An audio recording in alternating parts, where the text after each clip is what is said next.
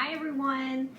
So we only have 4 days of school left, and it's kind of a tradition with me that I always love to read the Polar Express at least once during the Christmas season, even if it's just for myself, because it's just one of those stories that makes it seem like Christmas. So I did look, and it is a half a point. The AR level is 3.8, but since it's only a half a point, if that's below your level, I'll still allow you to take a test on it because it is Christmas time. Okay? So if you only need a half a point, this might be your chance.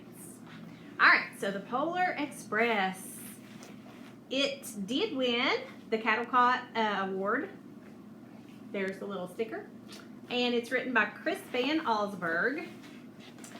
On Christmas Eve, many years ago, I lay quietly in my bed. I did not rustle the sheets. I breathed slowly and silently. I was listening for a sound. A sound a friend had told me I'd never hear the ringing bells of Santa's sleigh. There is no Santa, my friend had insisted, but I knew he was wrong. Late that night, I did hear sounds, though not of ringing bells. From outside came the sounds of hissing steam and squeaking metal. I looked through my window and saw a train standing perfectly still in front of my house. There he is.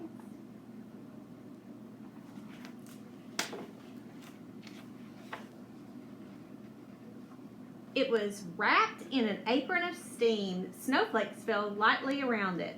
A conductor stood at the open door of one of the cars.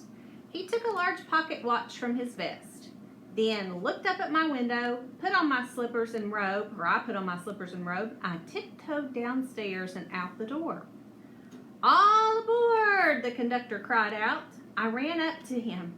Well, he said, are you coming? Where? I asked.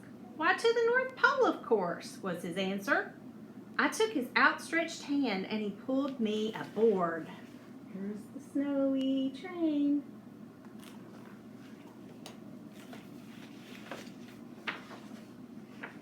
The train was filled with other children, all in their pajamas and nightgowns. We sang Christmas carols and ate candies with nougat centers as white as snow.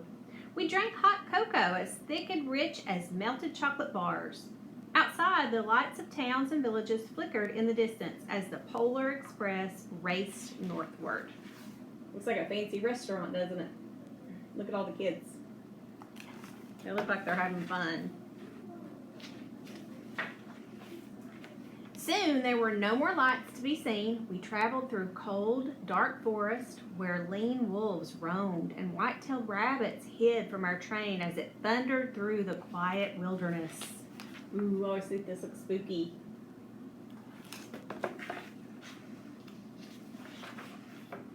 We climbed mountains so high it seemed as if we would scrape the moon, but the Polar Express never slowed down. Faster and faster we ran along, rolling over peaks and through valleys like a car on a roller coaster. And there it is on the mountain.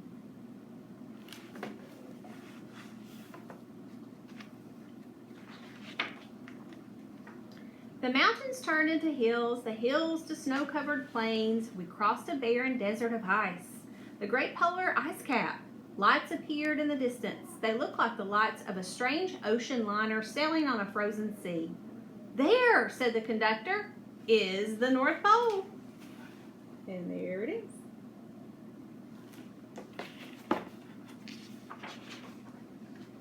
The North Pole. It was a huge city standing alone at the top of the world, filled with factories where every Christmas toy was made. At first, we saw no elves. They are gathering at the center of the city, the conductor told us. That is where Santa will give the first gift of Christmas.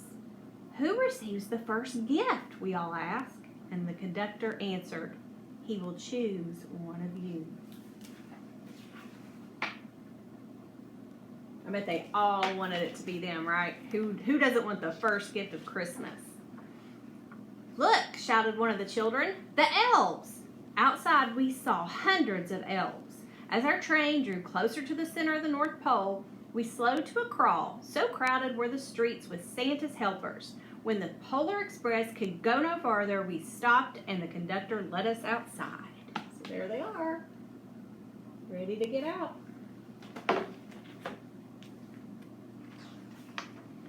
We pressed through the crowd to the edge of a large open circle. In front of us stood Santa's sleigh. The reindeer were excited. They pranced and paced, ringing the silver sleigh bells that hung from their harnesses. It was a magical sound like nothing I'd ever heard. Across the circle, the elves moved apart, and Santa Claus appeared. The elves cheered wildly. He marched over to see us, and pointing to me, said, "Let's have this fellow here." He jumped into his sleigh. The conductor handed me up. I sat on Santa's knee, and he asked, "Now, what would you like for Christmas?" There's Santa, his first appearance in the book. And so, how lucky is that he got chosen, right? I knew that I could have any gift I could imagine, but the thing that I wanted most for Christmas was not inside Santa's giant bag. What I wanted more than anything was one silver bell from Santa's sleigh.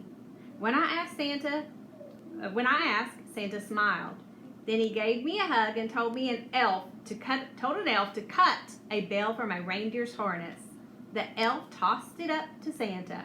He stood holding the bell high above him and called out, "The first gift of Christmas." And there he is holding the bell, getting ready to give it to him. This is so good. A clock struck midnight as the elves roared their approval. Santa handed the bell to me and I put it in my bathrobe pocket. The conductor helped me down from the sleigh. Santa shouted out the reindeer's names and cracked his whip. His team charged forward and climbed into the air. Santa circled once above us, then disappeared in the cold, dark polar sky. And there they go, off to deliver Christmas.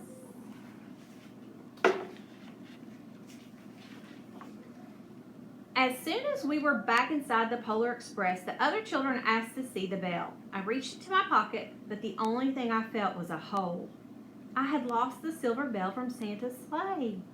"Let's hurry outside and look for it," one of the children said, but the train gave a sudden lurch and started moving. We were on our way home. Oh, and look how disappointed he is. I think I would cry too if I lost the bell, wouldn't you? Yeah. It broke my heart to lose the bell.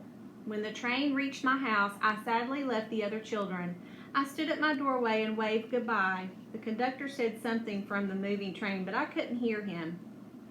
"What?" I yelled out, and he cupped his hands around his mouth. "Merry Christmas!" he shouted. The Polar Express let out a loud blast from its whistle and sped away. And there he is, saying goodbye.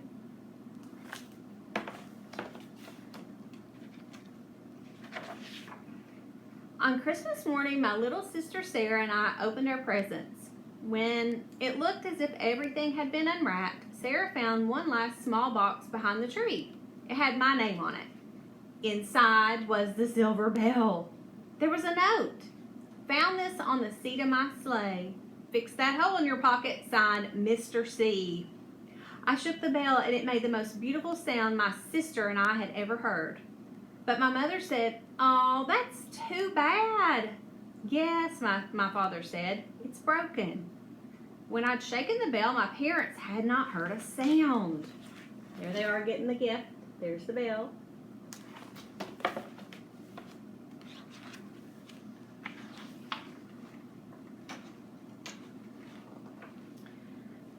At one time, most of my friends could hear the bell. But as years passed, it fell silent for all of them. Even Sarah found one Christmas that she could no longer hear its sweet sound. Though I've grown old, the bell still rings for me, as it does for all who truly believe. And there's the bell. I bet I can still hear it. I definitely believe. So, great story. Merry Christmas. And I hope you all love your families and give them lots of patience and hugs and whatever else that you feel that will make things better at your house. Okay? Love you. See you later.